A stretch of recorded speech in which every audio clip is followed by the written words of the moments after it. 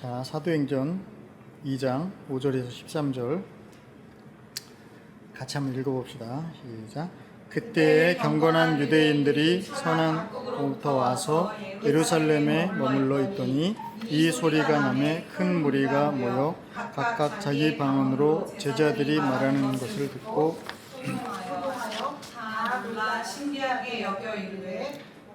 이 말하는 사람들이 다 갈릴리 사람이 아니냐? 우리가 우리 각 사람이 난 곳 방언으로 듣게 되는 것이 어찌니? 우리는 바데인과 메데인과 엘람인과 또 메소보다미아, 유대와 갑바도기아, 본도와 아시아, 브로기아와 밤빌리아, 애국과 및 구레네에 가까운 리비아 여러 지방에 사는 사람들과 로마로부터 온 나그네 곧 유대인과 그레데인과 아라비아인들이라.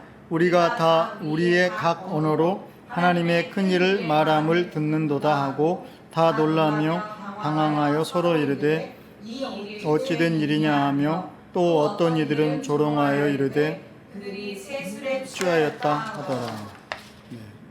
오늘은 이제 사도행전 2장 5절에서 13절 거의 이렇게 순서대로 가고 있는 것 같습니다. 혹시라도 그 다음에 말씀을 알고 싶고 궁금하다 그러면 미리 그 다음을 읽으시면 도움이 될 것 같습니다.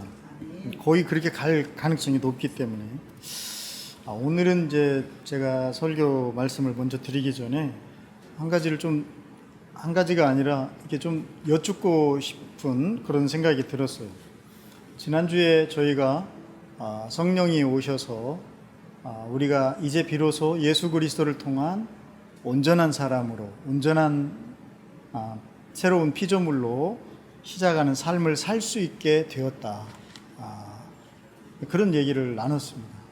한 주간 여러분의 삶에서 과연 성령님이 어떻게 인도하셨는지, 그리고 그 성령님이 여러분의 삶 속에 어떻게 도와주셨는지, 그런 체험들을 여러분이 아마 하셨겠죠. 지난주에 주신 그 말씀을 우리가 깊이 받아들였다면 그러지 않을까요? 외면하시는 분들이 계시는데 그러니까 이걸 질문이라고 생각하지 마시고 당연한 건데 성령님이 이제 오셔서 내가 지금 성령님과 이렇게 정말 놀라운 삶을 내가 살고 있는데 그러셔야 되는 거죠. 그죠? 네. 그러므로 인해서 우리 이제 성령님은 늘 누구를 생각나게 하시죠? 예수 그리스도를 생각나게 하시고 예수 그리스도의 말씀을 우리에게 가르쳐 주시는 분이시잖아요. 그러니까 또 그 예수 그리스도는 우리를 누구께로? 아버지 하나님께로 인도하시잖아요. 그러니까 결국 성령의 오심으로 우리가 새로운 피조물의 삶을 산다는 의미는 하나님 아버지와 이제 동행하는 놀라운 삶을 시작하게 됐다라는 의미예요. 성삼위 하나님과 함께하는 신앙생활이 아닐 수가 없습니다. 근데 신앙생활과 이제 세상의 생활을 신앙생활 그러면 세상의 생활에 이렇게 분리되는 이제 그런 뉘앙스가 있는데 이제 그런 건 아니에요. 우리는 이제 삶이 신앙생활밖에 없는 거죠. 세상에 살아도 늘 하나님을 믿고 성삼위 하나님과 함께하는 삶이라는 거죠. 제가 질문을 한 거에 대해서는 여러분 각자 마음속으로 이제 답변을 하시면서 그러면 너는 어떤데 혹시 이런 못된 마음을 품고 계신 분이 계실지 몰라요. 제 얘기도 해드릴 수가 있습니다. 그러나 사실 설교 때 목사님들이 너무 자기 얘기만 하면은 좀 식상해요.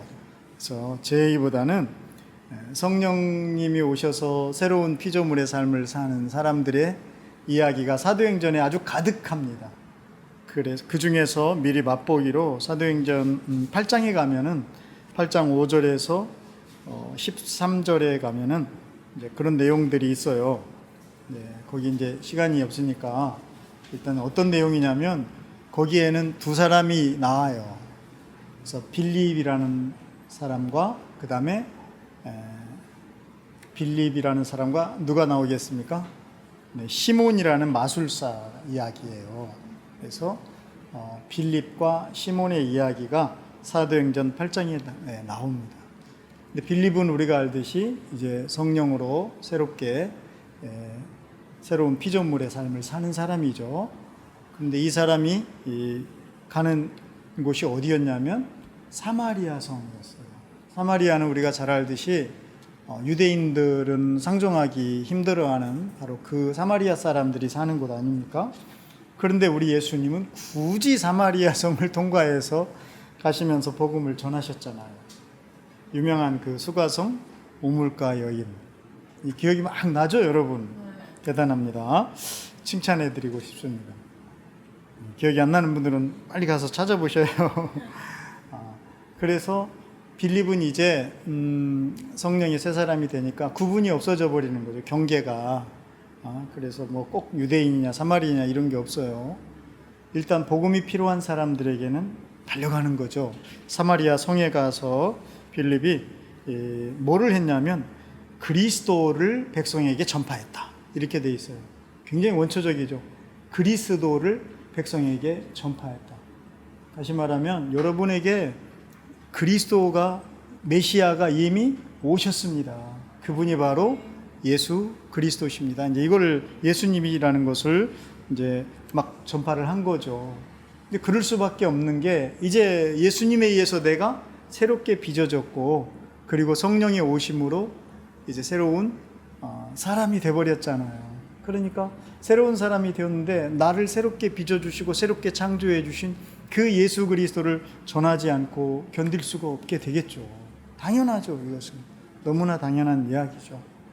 어떤 사람은 자기가 영화 하나를 보고도 너무 재밌었다고 막 전도하고 다니는데 심지어는 뭐 파스 하나만 사서도 아팠는데 붙여보니까 너무나 좋더라고 막 전도하고 다니잖아요. 별것도 아닌 것 같고도 우리는 얼마나 많이 전도를 잘합니까? 그런데 내가 새로운 인생으로 새롭게 빚어진 거예요. 그럼 이거를 가만히 있을 수가 없는 게 맞아요. 근데 우리가 또 이거를 또 구분해 가지고 전도를 해야 됩니다. 전도합시다. 이렇게 나오면 이게 또 이게 이제 막 부정적인 생각들이 막 또 기어 나오는 거죠. 이거 꼭 전도를 해야 돼? 바빠 죽겠는데 막 이렇게 얘기가 되는 거예요. 사실 굳이 전도를 해야 된다 이런 말이 필요한 게 아니라 더 중요한 것은 내가 누구인가, 내가 어떻게 예수님에 의해서 새로운 사람이 되었고 이거를 자꾸 얘기해주고 그것을 자꾸 내가 알게 되고 깨닫게 되고 배우게 되고 거기에 성령이 오심으로 성령이 지금 나에게 오심으로 내가 이제 진짜 새로운 사람이 확 돼버린 거예요. 살아나 버린 거예요. 성령으로 인해서. 그러면 비록 어린아이가 처음부터 말을 잘하거나 걸음을 잘 걸을 수 있는 건 아니에요. 그러니까 우리의 신앙도 처음에는 어린아이처럼 뭐 복음을 전하는 거든 모든 일에 있어서 다 서툴 수가 있어요. 그러나 늘 우리 마음속에 품은 이 누굽니까? 하나님 아버지. 이분이 늘 내 안에 살아 계시는 거죠. 그거 하나만 우리가 정확하게 하고 확실하게 하면 되는 거예요. 그러면 당연히 살아있는 사람은 성장하고 성숙하게 돼 있는 거니까요. 그러니까 이게 뭐를 중요하게 여겨야 될 것인가에 대해서 우리들이 많이 사실은 잘못 놓치고 사는 것이죠. 그러니까 괜히 이상한 쪽으로 이게 신앙이 잘못 아주 되게 되는 거예요. 뭔 얘기를 하다가 그렇게 또 엉뚱한 대로 사도행전의 이야기, 성령으로 새로운 삶을 사는 사람의 이야기를 제가 본다고 하면서 사실 이건 특별한 이야기이기도 합니다. 그렇지만 여러분 한 사람 한 사람은 성령이 오심으로 특별한 존재들이에요. 그러니까 너무 성경의 이야기들을 특별하게 해요. 근데 그래서 제가 이제 사도행전을 이렇게 쭉 보면서 옛날에는 이거 정말 특별한 사람들의 이야기야 이런 생각이 강했어요. 예수 잘 믿는 사람들 이야기인 거야. 강했어요, 그런 생각들이. 그런데 예수님의 그 나를 위해서 하신 일들, 나를 위해서 정말 하신 그 예수님, 나를 위해서 죽으시고 또 끝까지 품으시고 사랑하시고, 그 다음에 이제 성령을 주시고, 이런 모든 일련의 일들을 생각해 보면 나라는 존재가 얼마나 특별한 존재인가, 그죠? 그래서 우리는 주님이 우리에게 주신 은혜만큼 우리 자신의 삶 속에 특별하게 살아갈 수 있는, 살아가야만 되는 그런 존재들이라. 그래서 성경, 특히 사도행전의 이야기는 특별한 사람들의 이야기가 아니라 대표적인 사람들의 이야기다. 성령으로 살아가는, 성령으로 이제 새로운 피조물이 된 사람들의 대표적인 이야기, 나도 거기에 동참할 수 있는 바로 그 이야기. 하나님께서는 사도행전으로 끝나는 게 아니라 이제 여러분들을 통해서 새로운 사도행전이, 새로운 성령의 행전이 휘어지기를 원한 거예요. 그거예요. 여러분도 그렇게 동의하시죠? 네, 그런 것 같죠? 근데 지금 몹시 좀 피곤해서 약간 혼수 상태일 뿐이죠? 네, 이제 일어나시고, 지금 빌립과 이건 이제 설교 이야기가 아닌데, 설교가 아직 들어가지 못했는데 이 이야기를 이렇게 하다 보니까 그러네요. 빌립 이야기. 그래서 이제 성령에 의해서 새로운 삶을 사는 이 빌립이 어떤 모습인가를 제가 지금 보여드리고 있는 거죠. 그리스도를 전했다. 그럼 당연한 거. 이건 너무나 당연한 거예요. 전파했어요. 그런데 그리스도를 전하면서 어떤 일이 일어났냐면 더러운 귀신들이 떠나갔어요. 그리고 중풍병자들이 치료받고 못 걷는 사람들이 낫고, 이런 일들이 막 일어난 거예요, 사마리아에. 이런 거를 이제 한마디로 우리는 은사, 성령님의 은사가 이렇게 막 나타났다. 그래서 또 그러면 이제 우리는 또 분류하게 되는 거예요. 나는 은사가 없어, 이런 식으로 생각해요. 그러니까 너는 없을지 몰라요. 죄송합니다, 반말을 해서. 근데 여러분 안에 계신 성령님이 바로 그 은사의 주체이셔요. 그래서 우리 예수 그리스도가 증거될 때 성령께서는 거기에 적절하게 역사하실 때 은사도 나타나고 또 놀라운 일들이 나타나는데, 특히 더러운 귀신이 떠나간다. 더러운 귀신은 성령님과 정반대의 영이에요. 그러니까 우리가 성령의 사람으로 성령의 삶을 살게 되면 당연히 더러운 귀신은 떠나가야 맞는 거예요. 그걸 여러분들이 믿음으로 주장하시고 선포하시면 되는 겁니다. 이렇게 빌립이 사마리아 성에 가서 그리스도를 막 전하는 삶을 사는 거죠. 그죠? 그의 삶 자체가 그리스도를 드러내는 삶을 성령에 의해서 사는 거예요. 그럴 때 이런 역사와 표적이, 하나님의 역사가, 하나님을 드러내면 당연히 하나님이 역사하시는 거잖아요. 드러나는 거예요. 우리의 삶 속에서도, 사실은 여러분의 한 주간의 삶 속에서도 여러분이 성령님을 막 드러내는 삶을 사셨다면 성령님의 역사가 나타나지 않을 수가 없어요. 한번 여러분이 그런 것들을 체크해 보시고 기억해내 보세요. 내가 예전 같으면은 이런 일을 당하면 이만큼 화내야 되는데 이번에 내가 성령님을 생각하면서 사니까 이게 화가 안 나네? 이거보다 큰 성령의 역사가 어디 있습니까? 나는 안 되는데 내가 성령님을 인정하니까, 내가 성령의 사람으로 살아가기를 결정하니까 성령께서 나를 이끄시고 인도하시는구나. 예를 들면 그렇다는 거예요. 그러니까 여러분의 다양한 삶 속에서 이제 성령의 사람으로 사는 그런 삶을 이제 주의 깊게 한번 보시고 또 체험하시고 또 드러내시기를 바랍니다.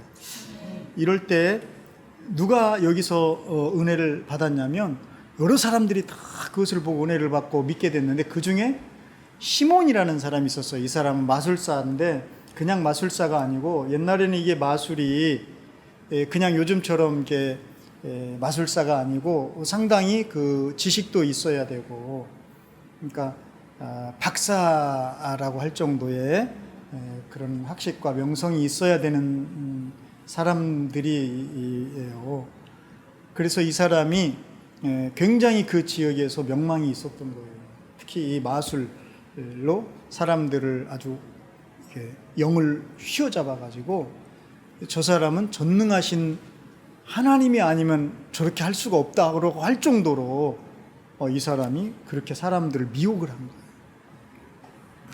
근데 이 사람이 빌립이 사는 삶을 보니까 나는 가짜지만 쟤는 진짜라는 걸 알아본 거예요.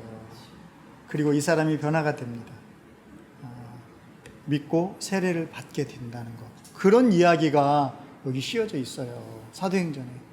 여러분의 삶 속에서도 성령님과 함께 성령이 이끄시고 인도하는 삶을 살아갈 때 이런 역사들이 일어날 수밖에 없다라는 것을 오늘 제가 맛보기로 보여드립니다. 자, 오늘은 이제 지난주에는 성령님이 오신 이야기들을 함께 나눴고, 오늘 이제 성령님이 오시고 나서 그 성령님의 오심에 대해서 사람들의 반응이 있다라는 것을 성경이 우리에게 가르쳐 줍니다. 근데 신기하게도 이 사람들이 반응을 하는데 성령을 직접 받은 사람들이 성령 받으니까요 뭔가 뜨거웠어요 라든가 평안해졌어요 이런 반응이 성경에는 없어요. 그들의 반응은 없어요. 놀랍게도. 근데 그것을 지켜본 제3자들이 이 성령님의 역사에 대한 성령님의 오심에 대해서 반응을 하는 것을 성경이 기록을 해놓은 거예요. 사람들의 반응이 어떨까 중요하잖아요. 그거 무시해버리면 장사 안 되겠죠. 성령의 역사도 마찬가지예요. 우리가 이제 성령의 역사심을 드러내며 사는 삶을 살아야 되는데 도대체 사람들은 이것에 대해서 어떻게 반응하는가? 그들의 반응에 대해서 우리는 어떻게 해야 될까? 이것은 아주 중요하겠죠. 그래서 성령이 처음 오셨을 때 그 사람들의 반응에 대해서 성경은 3가지를 우리에게 보여줍니다. 몇 가지요? 3가지. 왜 꼭 설교자들은 3가지를 찾아내는지 참 모르겠어요. 너무 신기해. 그러니까 제가 봐도 제가 참 신기해요. 왜 그럴까? 여러분, 일륜지 대사 그런 말 들어봤나요? 네. 일륜지 대사. 그게 뭔 얘기예요? 일륜지 대사가 뭐죠?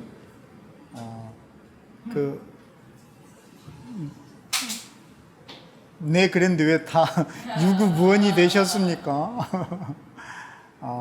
사람이 살아가는 데 있어서 사람에게서 아주 큰 일이 있다는 거죠. 그게 뭐예요? 일륜지 대사가? 바로 결혼식이었어요. 그러니까 우리 교회는 바로 그 일륜지 대사를 치룬 부부가 있는 정말 놀라운 교회인데 이건 일륜지 대사가 될 수밖에 없는 큰 일이죠. 왜냐하면 인류가 지속적으로 계속해서 후대로 이어지려면은 결혼이 없으면 안 되잖아요. 그래서 이것은 사람에게 있어서 큰 일이다. 일륜지 대사다. 그랬어요. 그런데 과연 요즘 세대도 그렇게 생각할까요?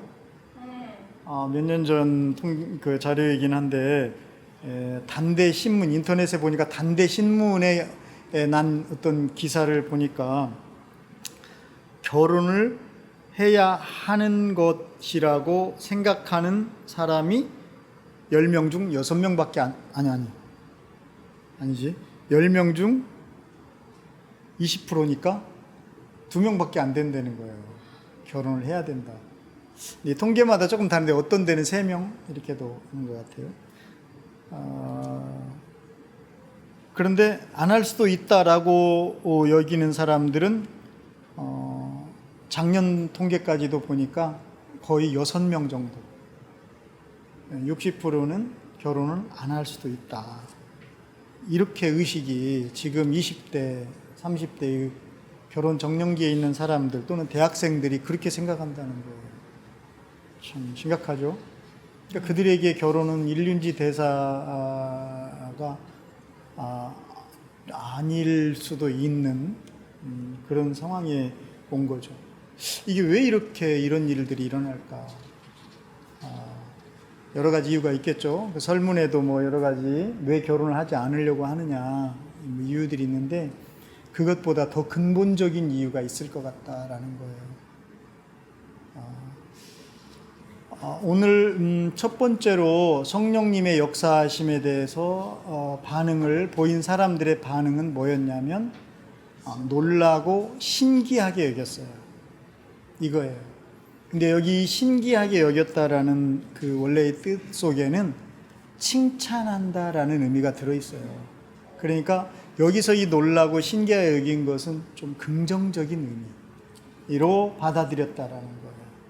여러분, 성령의 역사에 대해서 사실은 긍정적인 의미로 받아들여야 맞는 거죠.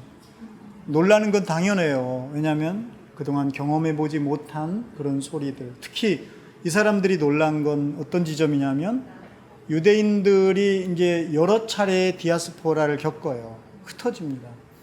그래서 여러 차례 흩어지면서 세계 각국으로 퍼져나가서 살고 있어요.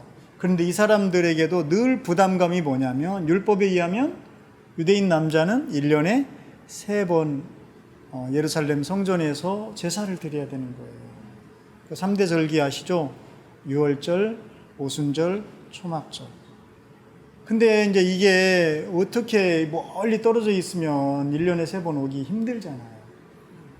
그래서 유월절 전에 와서 오순절까지 예루살렘에 이렇게 살면서 두 절기를 지내고 가는 그런 식의 사람들이 많이 있었대요. 그리고 또 이제 그 중간에 있는 유월절에 많은 사람들이 이렇게 참여하는. 네. 그런데 지금은 어떤 때죠? 바로 오순절 기간인 거예요. 그래서 천하 각국으로부터 경건한 유대인들이 다 모였다, 이렇게 지금 표현하고 있으니까 예루살렘이 얼마나 북적댔겠어요. 그런데 여기에는 그냥 유대인들만 있는 게 아니라 나도 유대교에 소속하고 싶습니다 해서 이렇게 그런 걸 뭐라 그러죠? 종교적으로 이렇게 내가 받아들이겠다 해서 들어온 사람들, 그래서 메대인, 그다음에 그레데인, 아라비아인, 이걸 성경은 이걸 얘기하고 싶은 거예요. 천하 각국에 있는 사람들이 와서 성령의 역사하심을 보고 듣게 되었다, 이거예요. 왜냐하면 이 사람들은 어쨌든 왔으니까 다시 돌아갈 거 아니에요. 그러니까 이 예루살렘이라는 작은, 이스라엘이라는 작은 나라, 작은 도시에서 되어진 일이지만 이 일이 어디로 퍼져나가야 된다?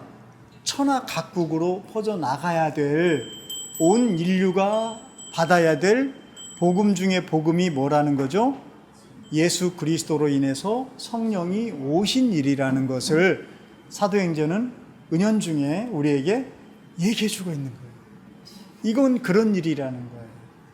네, 그렇습니다.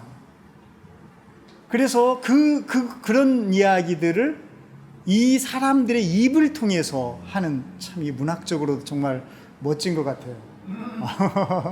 사도행전은 참 아주, 그래서 이 사도행전의 기록자가 누가라고 하잖아요. 지식인인 거죠. 아마 이런 걸 생각하고 제가 볼 때는 했을 것 같아요. 이걸 직접적으로 쓰는 것보다도 성령은 천하 각국 사람들이 다 알아야 되고 이런 식으로 하면 막 지루하잖아요. 근데 그것을 천하 각국으로부터 온 이 경건한 사람들이 다 놀라고, 근데 놀랐는데 그 중에 첫 번째 부류는 신기하게 여겼어요. 즉 아주 긍정적으로 반응을 했다. 그러면서 이 사람들이 자기들이 어디 출신인가를 막 얘기해요. 굳이 이걸 왜 사도행전이 이렇게 자세하게 썼겠어요? 뭘 밝히려고? 이 사람들은 어디로부터 왔다? 천하 각국으로부터 왔다. 즉 성령의 이 복음은 어디로 가야 된다? 천하 각국을 상대로 한다. 네, 이걸 처음부터 이렇게 보여주고 있잖아요. 그래서 이 사람들이 막 자기들이 어디 출신인가 얘기하다가 나중에는 뭘 얘기합니까? 우리가 난 곳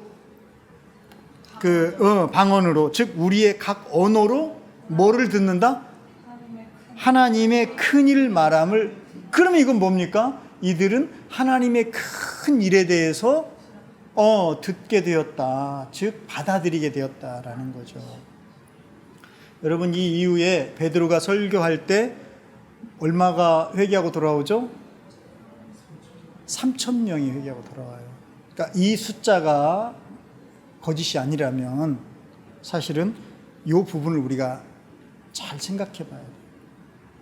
성령의 역사하심, 성령의 임재하심에 대해서 이 사람들이 충격을 받고 그리고 긍정적으로 받아들이지 않았다면 어떻게 한 방의 설교에 그렇게 되겠어요. 그러니까 어떻게 보면 이 천하각국으로부터 온 경건한 유대인들은 하나님의 큰 일에 대해서 굉장히 목말라 있었을 가능성이 높다. 여러분, 이 세상에 사는 사람들 가운데도 정말 이렇게 사는 것이 진짜 인생인가? 우리들도 그럴 때가 있잖아요. 이게 인생이, 이게 전부란 말인가? 이거 꼭 인간이 이렇게 생각하고 인간이 지어내고 인간이 목표한 이것이 다인가? 뭔가 초월적인 어떤 존재가 계시지 않는가? 그리고 혹시 그분의 어떤 큰 뜻이 있지 않을까? 큰 일이 있지 않을까? 여러분 보세요. 이 사람들은 인간의 큰 일은 일륜지 대사 얘기했었죠. 그런데 이들이 지금 뭘 얘기하고 있습니까? 하나님의 큰 일을 말하는 것을 우리가 듣고 있다. 하나님의 큰 일이 뭘까요? 김동인 목사님이 그 하나님의 큰 일을 잘 정리해서 책 한 권으로 썼죠. 그게 바로 예수로 성경 읽기라는 책이에요. 하나님은 인류를 구원하시고자 하는 큰 일을 창세 때부터 계획을 하신 거예요. 그리고 그 놀라운 일을 누구를 통해서? 예수 그리스도를 통해서 이루셨어요. 그리고 그 예수님이 이제 승천하시면서 또 다른 보혜사 누구를 보내주시겠다? 성령을 보내주시겠다라고 약속하신 거예요. 그래서 성령이 오셔야만 이제 우리가 새로운 인류로 예수 그리스도를 통해 새롭게 회복되고 새롭게 구원된 새로운 인류로 살아갈 수가 있는 거예요. 그래서 성령의 오심은 하나님의 큰 일이 될 수밖에 없는 거예요. 이들은 그 하나님의 그 큰 일에 얼마나 목말랐던 사람들이었을까를 생각해 보지 않을 수가 없습니다. 여러분들도 그런 분들이셨습니까? 그리고 이제 그 목마름이 우리 주 예수 그리스도를 통해서 그리고 우리 예수님이 보내주신 성령을 통해서 이미 우리에게는 채워진 거예요. 이루어진 줄 믿습니다. 그 증거가 저와 여러분이 되셔야 될 줄 믿습니다. 그래서 빌립이 그 증거된 삶을 살아간 것처럼. 이게 이제 첫 번째 부류들이에요. 이들은 놀랬지만 신기하게 여겼고 그리고 하나님의 큰일 말함을 우리가 듣는도다 라고 반응을 하겠습니다. 자, 이제 두 번째 부류들은요 7절에 있습니다. 7절 아니 네 12절 한번 같이 읽어보겠습니다. 시작. 다 놀라며 당하여 서로 이르되 이 어찌된 일이냐. 네, 뭐 이 문맥상으로 보면은 앞에 신기하게 여긴 사람들이나 그 다음에 이 사람들이나 같은 사람들이 아니냐 이렇게도 볼 수 있지만 저는 굳이 그냥 한번 떼놓고 생각을 해봤어요. 왜냐하면 여기 다 놀라며 당황한다라는 의미는 의혹한다라는 의미가 내포되어 있거든요. 아까 신기하게 여겼다는 칭찬의 의미가 내포되어 있다면 이거는 부정적인 의미가 내포되어 있어요. 그래서 이들은 이렇게 질문을 하죠. 이것이 어찌된 일이냐. 믿을 수 없다는 얘기죠. 말이 안 된다. 그런 거죠. 아니 자기 눈으로 보면서 들으면서 성령의 역사하심과 성령의 나타나심과 성령의 임재하심과 그로 인해서 이들이 새로운 삶, 새로운 사람으로 이제 살아가는 모습을 사는 모습을 보면서도 의혹을 하는 거예요. 여러분 우리 주변에 이런 사람들 있을까요? 많아요. 사실 어떻게 보면 앞에 분들보다도 이들이 더 많아요. 나라들도 그런 나라들이 많죠. 요즘에 일본이라는 나라를 보면 정말 참 이거 어떻게 받아들여야 될지 외교적인 관례도 다 무시하지 자유무역 자체도 부인하지 거기다가 삼권 분립의 국가적인 어떤 그런 고유성 독립 뭐 이런 것도 정체성도 부인하지 무조건 생떼만 쓰는 것 같은 모습들을 우리가 접하게 되고 심지어는 어떤 당국자는 한국은 보이스 피싱 국가다 이런 말까지 그 왜 보이스 피싱 국가냐 그랬더니 이미 전에 정부지만 정부가 합의금을 받아놓고 왜 또 배상 판결을 해서 달라고 그러냐.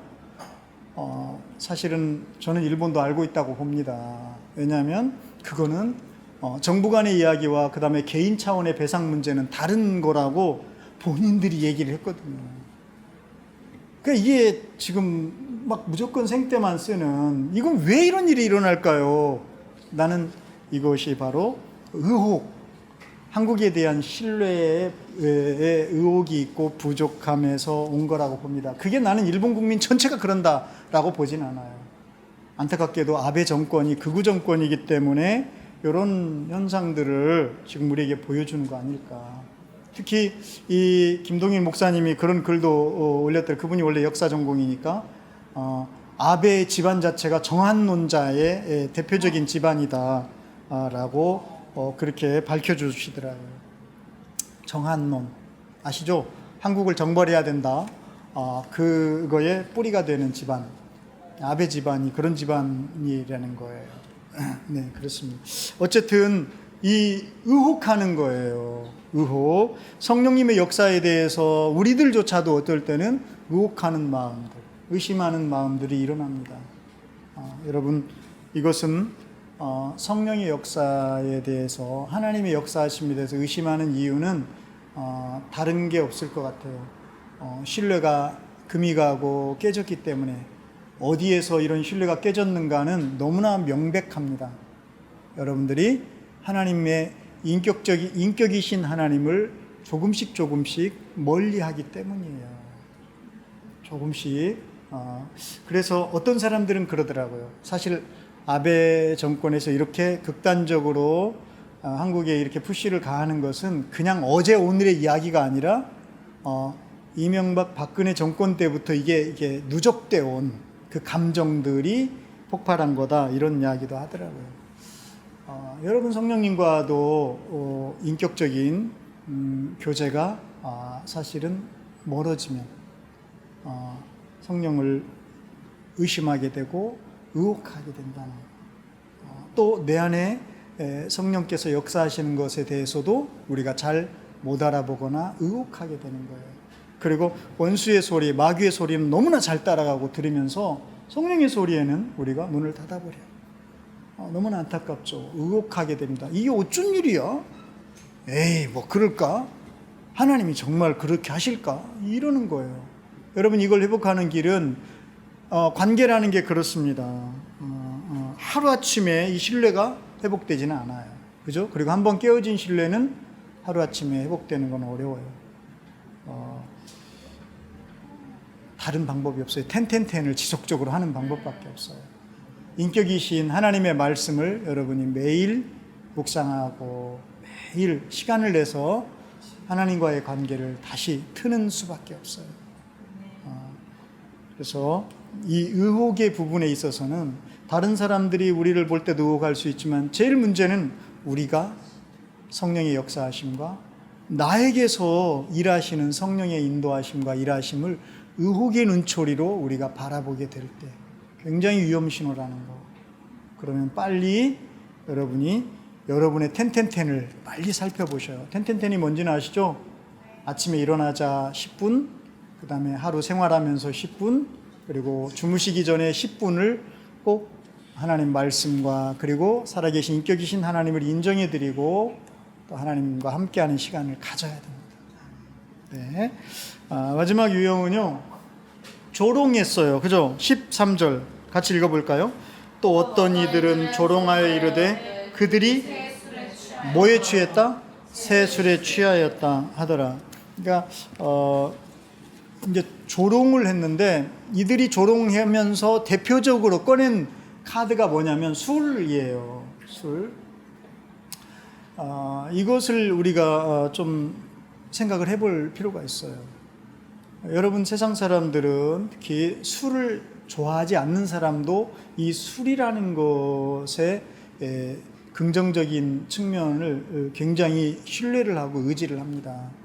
그래서 술 한잔 해야만 뭐가 통하고 이게 되는 걸로 여겨요. 이미 문화 자체가 그게 다 깔려 있어요. 의식 속에서.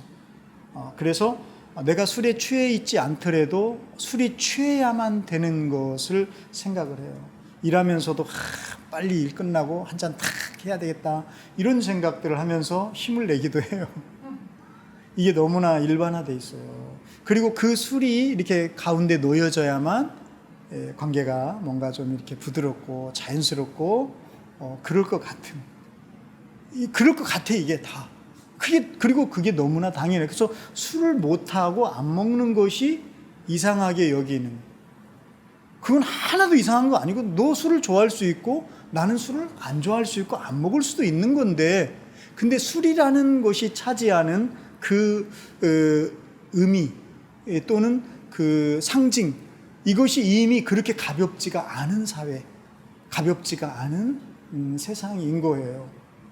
그래서 심지어는 바울 사도가 그런 말도 했죠. 에베소 5장 18절, 술 취하지 말라, 이는 방탕한 것이니 오직 성령의 충만을 받아라. 어쩌면 바울 사도는 이 부분 때문에 역설적으로 그렇게 성령의 충만을 갖다가 술 취함에다가 탁 이렇게 넣어서 얘기를 했는지 모르겠어요.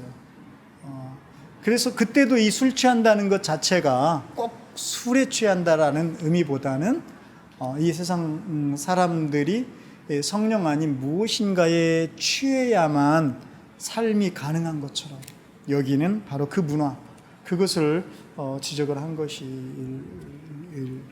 것이죠. 그런데 이들이 조롱하면서 성령의 오심을 조롱하면서 내뱉은 바로 그 말이 뭐였다? 새 술에 취하였다라는 거예요. 여러분, 이 사람들은 새 술에 취하였다라고 조롱을 했습니다. 사실 조롱은 폭력이에요. 그죠? 사실 엄청난 폭력입니다. 조롱. 그래서 성령의 오순절날, 그것도 어떻게 보면 그 절기의 주인이신 성령님이 오셨는데 그 광경을 보면서 조롱을 한다? 이거는 뭘 의미하는 겁니까? 이 세상이 얼마나 깨어지고 얼마나 망가졌는가를 오히려 보여주는 것을 우리가 생각을 해볼 수가 있어요.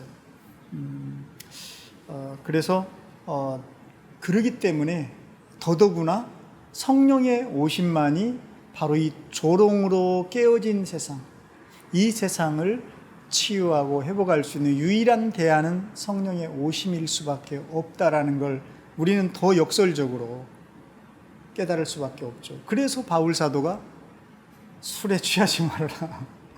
이것은 방탕한 것이니 오직 성령의 충만을 받으라 라고 이야기를 하였던 것 같습니다.